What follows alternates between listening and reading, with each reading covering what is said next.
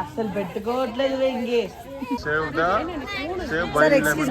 అసలు ఏరియా ఎంత బాగుందో అంత ఐ ఫీస్ట్ అండి బాబు, ఐ ఫీస్ట్.